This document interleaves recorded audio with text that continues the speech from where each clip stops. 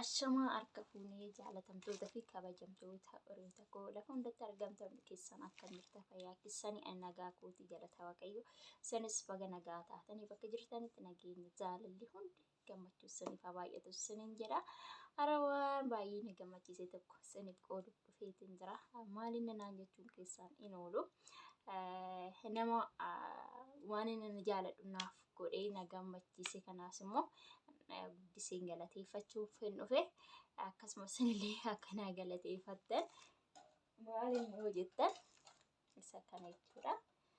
Yeroo baay'ee bilbila koo harkaan qabeetiin viidiyoos waraabuu kan immoo liibis hoggaa namaafis hoggaa nurma dhugaa yeroo kuusaa ta'u harkaan qabeetiin jechuudha. Akkasitti immoo harka nama dadhabsiisa harka nama dhukkubsaa. Kanaaf waan kun baay'ee barbaachisaa. Warroonni boodallee viidiyoo hojjetan viidiyoo adda addaa hojjetan kaameraa isaa ta'u bilbila keessan isaa ta'u asirra godhattanii haaluma salphaadhaan waraabbachuuf nama fayyada jechuudha. Waan kun ijoollee baay'een beektanii miila qaba akkasumallee ibsaallee hin qaba jechuudha. Ibsaallee hin qaba. Oolmaa guddaa naaf oolti jechuudha. Mucayyoon kun isa qofa osoo hin ta'in kennaan biraallee jira. Kunillee hin jira paawar baankii ibsaadhaaf kan na fayyadu. Ibsaa asirratti guutee asirraa fayyadamuu nan danda'a jechuudha. Kennaa addaati anaaf tarii isheen waan naaf oolteef xiqqaatti fakkaachuu danda'a. Ana garuu waan guddaa waan hin barbaadu waan guddaa kennaa addaa naaf kennite waaqayyo guddaan ishee eebbisu galatoomee ri'aatu jechuun barbaada. Eenyushin jechuun keessan isin oolu namoonni baay'een beektanii reefu YouTube illee jalqabdee jirti. Mucaan kun Siifan YouTube jedhamti. Siifan YouTube namoonni baay'een beektu jedhee yaada. Kennaa akkas bareedu kana kun kaartoon isaati. Kennaa akkanaa kana kennaa guddaa kana kan bitee fageenyarraa biyya namaa keessa jiraatte bittee biyyatti na ergite jechuudha. Siifan waliin beeknu yeroo tokko liibumarra yookaan kiroomirra wal argina malee YouTubemarratti waliin beeknu. Garuu osoo nan beekin akkanatti kennaa akkanaa kana bittee naaf ergite jechuudha. Akkanaa qabaachuu nama akkanaa qabaachuun immoo na boonsisee jira. Iddoo tokko gammadeetiin jira. Mucaa kanallee YouTube ishii Siifan YouTube jedhama. Jajjabeessaa like share godhaa fi subscribe godhaa fi reefu jalqabdee maatiillee baay'ee hin qabdu. Nama akkanaa kana jajjabeessaa isiniin jedha dhugaa. Namni yeroo kana nagaa waaqatu sin gaafatu kan kennaa teessiif kennuu miti. Namni yeroo kana namaa oolu jechuun anatti waan guddaa jechuudha. Anaaf tarii ishii waan naaf oolteef ishiitti xiqqaa ta'uu danda'a. Ani yeroo baay'ee biyya keessa hoggaan jiru kun ibsaan rakkadhaa. Kanallee yeroo viidiyoo hojjechuullee barbaadu kanallee na rakkadha jechuudha. Biyya keessallee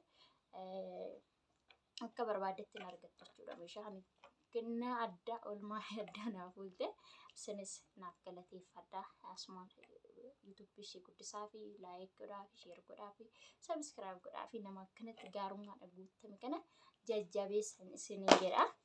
Kana booda bilbila harkaan dhukkubsa jechuun hin jiru. Ibsaanis hin jiru jechuun hin jiru. Ibsaa manaayyuu ibsaan yoo humna qabaanne iddoo biraatti mandaratti guutee irra godhee asirraa guuttadhee fayyadamuu nan danda'a jechuudha. Viidiyoos hojjechuun barbaadu liibis hoggaan jiru immoo bilbila koo asirra godhadhee asirraa fayyadamuu nan danda'a jechuudha. Akkanatti yeroo ibsaallee hin barbaadu ifallee hin barbaadu jechuudha. Ibsaallee ibsachuu hin danda'a. Ibsaallee qaba jechuudha kuni. Ibsaallee hin qaba. Akkana ibsaallee hin qaba. Waan baay'ee bareeda ta'e jechuudha. Akkan isheen na ergite baay'een jaaladhe. Miila isaa ol dheereffachuunis gadi butuunis hin danda'ama. Ani garuu gadi gabaabsitanii jechuudha. Kan hin jiru ammoo gadi gabaabsee hin jira. Olis dheeressuu barbaaddan hin danda'ama. Dhugaa iddoo tokko gammadeetiin jira. Mucaa baay'ee nama gaarii tana naaf jajjabeessaa isiniin jedha. Guddisaa isiniin jedha dhugaa. Anas odoon beekin nan beekin oolmaa guddaa kana naaf oolte nama gaarummaa akkanaa qabu kana bira yoo dhaabbatan wayyuu nama irraan hir'isu waan ta'eef jajjabeessaa akkuma dura saniin jedhe jajjabeessaa saniin jedha. Sifiyyee guddaa galatoomii qaalii nama ulfaadhu oolmaa guddaa naaf ooltee rakkoo koo waan na barbaachisu hubattee fageenya irraa kennaa addaa kana naaf erguun kee baay'ee na boonsisee jira. Naaf galatoomii ati waan naaf oolteef xiqqoo sitti fakkaachuu danda'a. Anatti garuu guddaadha. Oolmaa guddaa naaf ooltee biddira kee immoo nama deebisu naa taasisu Waaqayyo. Biddira namaallee kan deebisu uumadha. Yoo hin danda'e biddira kee deebisuu hin danda'a. Yoo hin dadhabe immoo biddira kee siifaa deebisuu waan barbaaddu hunda argadhu gammadii jiraadhu sin jedha. Milkaa'es sin jedha. Waaqayyo gooftaan biyya namaatillee nagaa waan yaaddee dhatte hunda si guute nagaan maatii keettis haa deebisu sin jedha. Isinis akkanuma eebbisaa jajjabeessaa sin jedha. Waan waliin turtaniif guddaa galatoomaa. Galanni keessan waan barbaaddan hundaa ta'u sin jedha. Nagaatti naa tura. Hordoftoota keenya yuutuubiin siifan isa kanaadha. Maatiillee baay'een qabdu 417 qabdi. Tarii yuutuubii isheerra maatiin dabaluu danda'a garuu ani guyyaan viidiyoo kana sheerkisanii godhullee hin beeku akka inni torkee argadhetti viidiyoo waan ishee kun kana fakkaatu keessa galtanii sa'aatii dhedheeraa qabdi 2-3-4 fa'aa ni qabdi. Kanaafuu taphachiisuu fi dandeechuu warroonni isinitti tolu jajjabeessuu qabdu baay'ee nama gaarii baay'ee jechuudha. Anaaf isheen ollaa miti qaama waliin beeknu yeroo marra wal beekna garuu yeroo baay'ee wanta rakkadhu na argite ollaan marra yeroo liibuma kana waliin jirru jechuudha. Waan na barbaachisu rakkina ibsaa jira na bira. Kanaaf buleettiin kiyya kun kanaan furamuu qabdi jettee waan na barbaachisu bittee fageenyarraa na ergite mallaqa ishii baaste nama akkanaa qabaachuun baay'ee nama boonsisa waan baay'ee nama gammachiisudha. Dhugaani baay'ee na boonsise. Yeroo kana namni nagaa waaqatu si gaafatu jiru waan rakkatti kan si guutuu miti.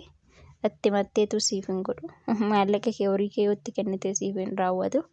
Garuu mucaan kun baay'ee nama gaariidha. Dhugaa nan ajaa'ibsiifadhe baay'ee jechuudha. Waaqayyoon biddira kee haa baasu oolmaa kee haa baasu. Sin jara jajjabeessaa kanarra na bira dhaabbattee eenyuma biraa nama dhaabbattuudha. Nama gaarummaan guutamteedha. Sabiskiraayib godhaa fi viidiyoo ishee taphachiisaa bira dhaabbadhaa. Nama akkanaa kana jajjabeeffachuun barbaachisaadha. Sinin jedha dhugaa ilaalcha gaarii nama ilaalcha gaarii qabudha. Nama ilaalcha gaarii qabu qabaachuu jaalama wanti nama boonsisu hin jiru. Sinin jedha jajjabeessaa viidiyoo ishee taphachiisaa fi sheer godhaa fi laayik godhaa fi mooniin taanee maatiin guuttanne yuutuubii ishee warroonni sabiskiraayibiin keessa sinin guute warra sabiskiraayibii barbaadu sheer gootanii sin immoo dammartanii ishee dammarsiisuu hin dandeechuu. Gaarummaa qabaattan akka ishee kanatti sinin jedha. Galatoomaa sinin jedha. Jajjabeessuun dagatiin asiifan.